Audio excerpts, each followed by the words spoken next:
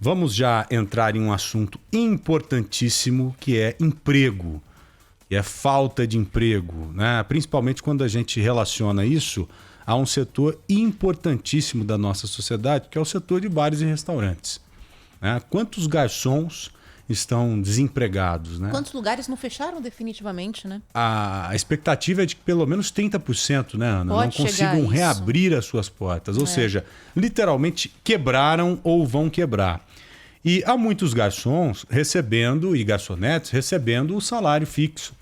Né? Normalmente eles são registrados, alguns com um salário mínimo e o restante vem dos 10%, vem da gorjeta.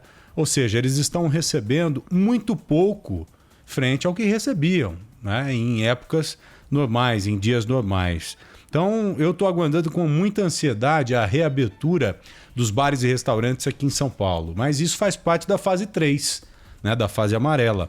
Quando chegaremos na fase amarela? Não sei. Talvez daqui a 10, 15 dias. Acredito, eu estou sentindo isso pelo que tenho visto dos números. Acho que daqui a uns 10 ou 15 dias a gente já vai estar na fase 3. É possível. Eu estou otimista. Essa era a expectativa da Prefeitura de São Paulo, né? Exato. Né? Os números mostram que São Paulo hoje poderia estar na fase 3, mas tem que permanecer com esses números durante um período considerável, né? Para ficar bem claro ali, bom, esses números são fidedignos, são corretos, então daqui para frente dá para a gente flexibilizar ainda mais. Bom, inclusive você que é garçom, você que é garçonete, que está nos ouvindo agora e estiver passando os seus perrengues aí, por favor, já mande mensagem aqui para a gente, o espaço está aberto. Qual o número mesmo, Aninha? Manda mensagem pra gente no 999048756 e aproveitando para vender o nosso peixe, nos acompanhe também no YouTube, youtube.com/Rádio Bandeirantes Oficial. Legal. Bom, o Paulo Solmuti, ele é presidente da Associação Brasileira de Bares e Restaurantes. Está conosco ao vivo aqui exatamente para debatermos esse assunto de extrema importância. Ô Paulo, eu queria saber inicialmente como estão os preparativos, né? Hoje nós tratamos da questão dos salões de beleza, que assim como bares e restaurantes, faz parte da fase 3, a mesma de vocês, né? E os salões já estão se preparando, os preparativos estão a todo vapor. Como que vocês estão aí se preparando para a retomada da atividade, hein? Porque eu estou torcendo aqui para que a gente chegue o quanto antes na fase 3. Pois não, Paulo? Muito boa tarde a você. Bem-vindo ao Bora Brasil aqui na Rádio Bandeirantes.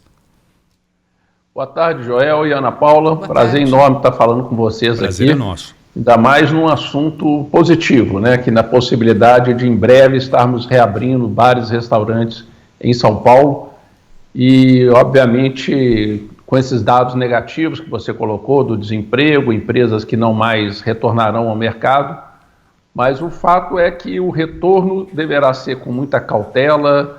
O padrão mundial é simples, é o afastamento entre mesas, garantindo que as pessoas não fiquem a menos de 1 metro distantes umas das outras, observando isso na entrada, na hora de pagar, cuidados como a limpeza mais frequente de cardápios sempre que forem utilizados, as mesas, as cadeiras, você ter os talheres sempre que dentro de um plástico, ou seja, redobrar os cuidados que a gente já tinha com os alimentos.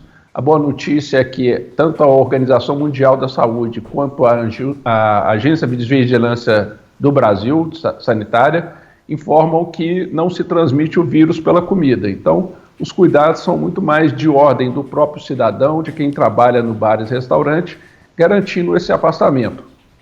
Paulo, desde que ela não seja crua, né? Há algum trabalho específico, por exemplo, para os restaurantes japoneses? Porque o coronavírus lá na China, ele, teoricamente, né, de acordo com a suspeita muito grande de alguns estudos, ele foi transmitido através de um animal cru, muito provavelmente o peixe também. Essa segunda onda lá em Pequim, os especialistas dizem que o coronavírus chegou lá novamente através do salmão. O salmão importado, tanto que as importações de salmão já foram totalmente interrompidas. Há algum trabalho nesse sentido dos restaurantes que trabalham com alimentos crus ou não, Paulo? Olha, eu pessoalmente ainda não conheço nada específico, a gente tem buscado, né, essas referências na Organização Mundial da Saúde. Sei. E na Anvisa ainda não há nenhuma referência negativa nessa direção. Há muita especulação, né, em torno das origens do coronavírus, de onde, como ele chega. Eu espero que, obviamente, se houver alguma confirmação de que essa suspeita lá da China ou do Japão, a gente vai ter que tomar as medidas Sim. e evitar esse consumo. Mas, no momento, ainda não tem nem da OMS, nem da Anvisa, nenhuma restrição do tipo. Paulo, a gente está falando sobre um certo otimismo, né, da reabertura, só que ainda não tem uma data oficial para que isso aconteça. Vocês já receberam alguma sinalização do governo do estado de São Paulo em relação a isso? Olha, Ana Paula, a gente começa a enxergar uma possibilidade de estar abrindo até o final do mês. Primeiro porque o cenário, né, da contaminação da curva vai ficando mais achatada, há um conforto, como vocês mesmos destacaram aí, no sistema de saúde crescente, e as conversas vão evoluindo nessa direção. Nós temos hoje as cidades no Brasil, como São Paulo um pouco menos, mas Belo Horizonte, por exemplo, são recordistas mundiais de dias fechados com bares e restaurantes.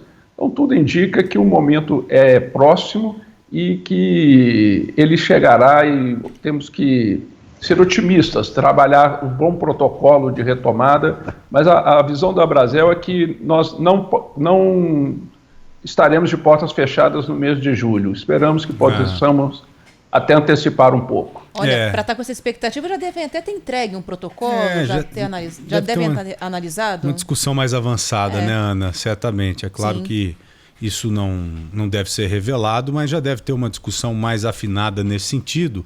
E vai ao encontro exatamente de tudo que a gente vem dizendo aqui nos últimos dias, que muito provavelmente em meados de julho, ou talvez até o dia 10 de julho, a gente já tem a liberação para entrar na fase 3, isso aqui na capital. Agora, Paulo, os lojistas dos shoppings dizem que é muito difícil você seguir trabalhando 4 horas e com 20% de clientes. Fica praticamente igual você estar fechado. Como o setor hoje, como a Brasel encara as medidas impostas no protocolo aqui de São Paulo? Tem como trabalhar? Tem como ter um lucro? Ou ainda precisa barganhar um pouco mais de flexibilidade? Ô Joel, nós temos conversado com o governo do estado. Acho que alguns dos primeiros regramentos divulgados, eles de fato não viabilizam a atividade e alguns não fazem nenhum sentido. Então nós estamos otimistas que eles possam ser revistos. Um deles é, por exemplo, você vai liberando cada vez parcelas maiores da população para trabalhar e você não abre os bares e restaurantes, e aí você tem as pessoas tendo que talvez pegar um ônibus para casa, onde a contaminação é muito maior, ou comer em um ambiente informal, ou dentro do escritório. Então essas questões começam a ser avaliadas. O funcionamento de 6 horas também, nós tivemos uma conversa boa com o secretário de Turismo de São Paulo, que está intermediando essa conversa com o governador, e soube há poucos minutos antes do seu programa que estamos evoluindo. Há uma possibilidade de trabalharmos em 2 turnos de 4 horas ao invés de 6 horas apenas. Os shoppings, né, também faz todo sentido que a gente tenha cuidados especiais, mas os shopping centers têm as melhores condições de promover esses cuidados. Então acho que temos boas possibilidades de fazermos ajustes, soube que foi determinado agora um médico perito especialmente destinado a tratar as questões desse setor. O diálogo começa a fluir na direção de buscar algo mais viável. Eu estou mais otimista hoje do que eu estava na semana passada, por exemplo. Que bom. E acho que não vamos esperar até 15 de julho, não. Nós queremos estar no dia 1º de julho de portas abertas. Vamos ver. Agora, o senhor fala em trabalhar em 2 períodos de 4 horas para pegar café da manhã, almoço, pegar jantar. É essa a intenção? Esse foi o projeto já apresentado aqui em São Paulo? Perfeito, porque o primeiro regramento apresentado pelo Estado falava em 6 horas. 6 horas, a Prefeitura chegou de São Paulo a dizer, trabalha 2 turnos de 3 horas, 3 horas no almoço, 3 horas no jantar, mas você ficaria ali com um intervalo enorme de pessoas sem ter o que fazer, um custo alto, e muitas vezes não se tornaria viável. Então, o que é que a gente está negociando? Ou uma extensão do horário de 11 às 10 da noite, que a visão nossa é que quanto mais amplo for o horário de oferta, melhor, porque você promove menos aglomeração. Também levamos à Prefeitura e ao Governo do Estado a sugestão de que possamos estimular as empresas a dividirem os seus horários de almoço, liberando parte da turma 11h15, outra meio-dia e 15, outra 1h15, de maneira que você escalone a demanda, porque nós vamos trabalhar com uma oferta menor de assentos por conta do afastamento. E nós temos uma notícia muito boa com relação a isso aí da Prefeitura de São Paulo, viu, Joel e Ana Paula? Ontem o prefeito fechou com o vereador Rodrigo Goulart de apoiar um projeto de lei que está sendo apresentado hoje para liberar o uso de calçadas e com mesas e cadeiras nas calçadas, obviamente respeitando o afastamento, sem custo para o setor por 6 meses. Esse projeto entra hoje na Câmara com o apoio do prefeito e é um pleito muito importante para que a gente possa garantir a segurança de cada um, né, ao ar livre, com um afastamento adequado, mas também uma oferta maior de mesas para que o setor tenha o vigor de faturamento necessário para pagar suas contas. Algo que a gente falou no começo, lembra, Joel? Quando começou a se falar em flexibilização, mas vai manter todo mundo enfiado dentro de um restaurante, isso limita muito a capacidade, fora que ao ar livre é mais seguro, em tese, né? E mais gostoso também. Não, além disso, mas também é mais seguro. É que essa disputa pelas calçadas em São Paulo é um problema super antigo. O Paulo certamente sabe, né? Algo especial agora para esse período. Mas para esse período pode ser algo viável. É um plano, então, que fala sobre esse uso apenas para esse período de restrições, período de pandemia, Paulo? Exatamente. A ideia é essa. E tem uma outra notícia boa também, que o Estado está começando a considerar a possibilidade de a gente ter mesas do lado de dentro, né? Primeiro, o regulamento falava só em mesas ao ar livre. Ponderamos que isso não é um procedimento mundial, é um procedimento desejável. Tem restaurante que não tem como, né, Paulo? Tem restaurante que não há possibilidade de se colocar mesa na porta. Muitos, né? Eu diria que a maioria. Joel, sim. 90% da oferta aí no estado de São Paulo, especialmente na capital, não tem esses lugares a serem ofertados. Claro que com o projeto da prefeitura melhora, mas não há razão técnica para você não promover o uso adequado do lado de dentro. Eu acho que o governo do estado está sensível a esse pleito e temos chance de evoluir nessa direção também nos próximos dias. Devem ter percebido que é praticamente impossível de se seguir esse tipo de norma, né? Veja, 90% dos restaurantes não tem condição de colocar mesa na calçada. Logo, merece uma atenção, uma reanálise, né?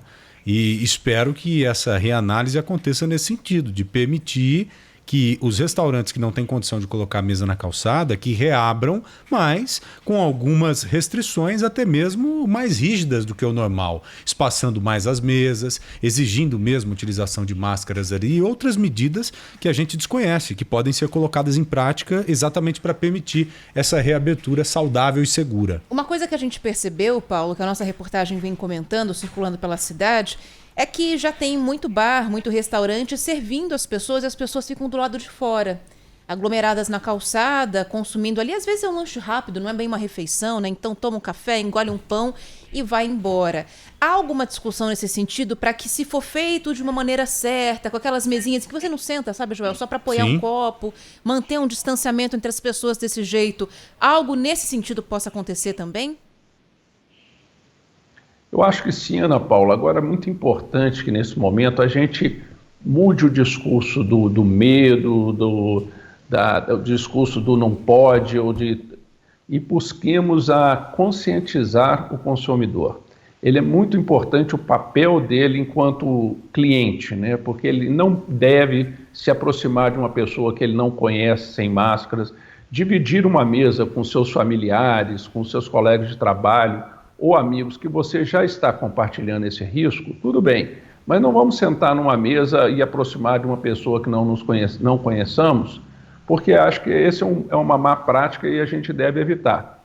É claro que no momento de hoje, como está tudo fechado, acaba induzindo procedimentos como esse. Você tem na periferia aí de São Paulo muitos bares, restaurantes abertos, comércio aberto, então isso não é positivo, né? Nós precisamos de um consumidor bastante consciente, não saindo de casa se tiver com qualquer sintoma de doença, tomando sua temperatura com frequência, porque nós não queremos que essa reabertura seja algo que ponha em risco a população e também não queremos que ela eventualmente seja suspensa porque os indicadores pioraram. Então acho que é um esforço de donos de bares, restaurantes, todo estabelecimento, mas do cidadão como um todo, de observar com muita atenção e solidariedade as boas práticas, Joel, que são mundiais. E vai ser importante seguir à risca tudo isso, né? Vai ser importante seguir à risca, porque é algo tão buscado, a gente está buscando tanto essa reabertura. Exatamente. E quando obtivermos ela, a gente tem que cuidar, tem que zelar. Para não voltar, não regredir, exato, né? Né? Então a gente pede aqui, olha, encarecidamente, que você que é dono de restaurante,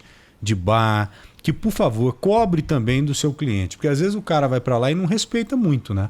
Às vezes o próprio cliente deixa de seguir as normas. Então acho que ele tem que ser cobrado. Ele tem que seguir à risca o que está sendo recomendado e o que será imposto mesmo, né? Para a gente ir sempre caminhando para frente, né, Paulo? Exatamente. E que cada um, como consumidor, também faça o seu papel de fiscal, frequentando os estabelecimentos que estão dando atenção devida às cautelas necessárias, e também respeitando o colega, né, o concidadão que frequenta o mesmo espaço. Uhum. Isso. Para a gente fechar, Paulo, como que a gente está de estatísticas em relação ao setor, né? A gente, infelizmente, como em várias áreas, tinha uma perspectiva de que muitos restaurantes, muitos bares fechassem. Há alguma mudança nesses números? Agora que a gente está próximo da retomada, o que vem sendo sinalizado a vocês? Infelizmente, as mudanças não são positivas, viu, Ana Paula? Nós, até o final de maio, tínhamos que 1 em cada 5 estabelecimentos não voltariam, ou já declararam que não voltaram. Este número pode crescer e tudo indica que crescerá nas cidades em que ficaram fechadas em junho. Então, pode ser que 1 em cada 4 estabelecimentos que a gente conheceu, que a gente frequentou, não esteja mais de portas abertas. Isso significa de 1 milhão a 1,5 milhão de pessoas que deixam de trabalhar no Brasil no setor, fora a perda de renda, né, que o Joel tão bem destacou, que mesmo que recebendo a ajuda do governo, parte do salário, a maior contribuição que recebiam, por exemplo, garçons era da gorjeta. Então nós temos uma situação delicada para a retomada, vamos precisar de muita ajuda. É importante destacar que o setor de bares e restaurantes e alguns outros, especialmente ligados ao entretenimento, estão ficando para o final na reabertura, ou seja, estão pagando uma conta maior do que outros setores, e a sociedade precisa compreender que, em função desse esforço adicional, também é um setor que mereceria um apoio adicional, com mais crédito, com ajudas, por exemplo, o Vale Transporte, que é fundamental. Na retomada, a Prefeitura poderia ajudar no Vale Transporte desses empregados. Todo o capital de giro que pudesse ser conduzido aqui, seja pela cadeia de fornecedores, seja pelo Estado ajudando nas contas de luz e água, vai ser fundamental para manter as empresas operacionais e a gente poder retomar parte desse emprego, que eu acho que é uma coisa muito desejável para o país e para a sociedade. Esses menores que estão quebrando, e até mesmo os grandes, Paulo, estão quebrando por quê? Qual o principal problema? Capital de giro, excesso de folha de pagamento? Qual o principal fator ali? O que está pegando mesmo, de fato, para essas pessoas, para esses 25% que muito provavelmente não reabrirão suas portas? Bom, Joel, você tem, né, hoje quase a metade dos custos de um restaurante, de um bar, a gente chama de custos fixos, aquele que acontece mesmo se você vender ou não vender. Sim. Então, você tem parte deles que é salário, e uma parte recebe uma ajuda do governo, mas tem aluguel, conta de água, de luz, impostos, todo esse conjunto de custos estão nos pressionando, e como não há entrada e só há saída, você vai entrando numa bola de neve que quando você olha, não tem mais jeito de continuar, eu não tenho condições nem mesmo de comprar os alimentos, não consegui negociar com o proprietário, que muitos às vezes nem cedem numa negociação, entendendo um momento tão difícil, e isso faz com que muitos não reabram. E um outro ponto muito importante é que a retomada do setor é muito lenta.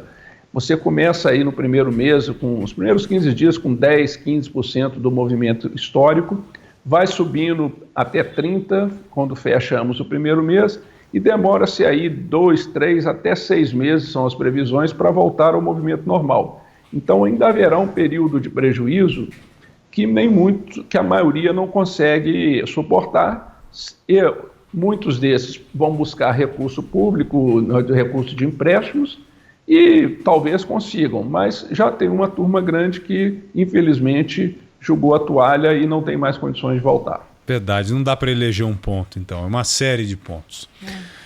Paulo Perfeito. Solmuth, muito obrigado, viu, pela sua entrevista e que a gente tenha sorte daqui para frente. Vamos continuar conversando aí. Assim que tiver uma novidade, por favor, nos antecipe aqui, tá, Paulo? Muito bom, eu estou esperançoso que essa semana a gente possa ter boas notícias, tanto do Estado quanto da Prefeitura, dando mais visibilidade para essa questão. Se Deus quiser. Um abraço para você, até breve.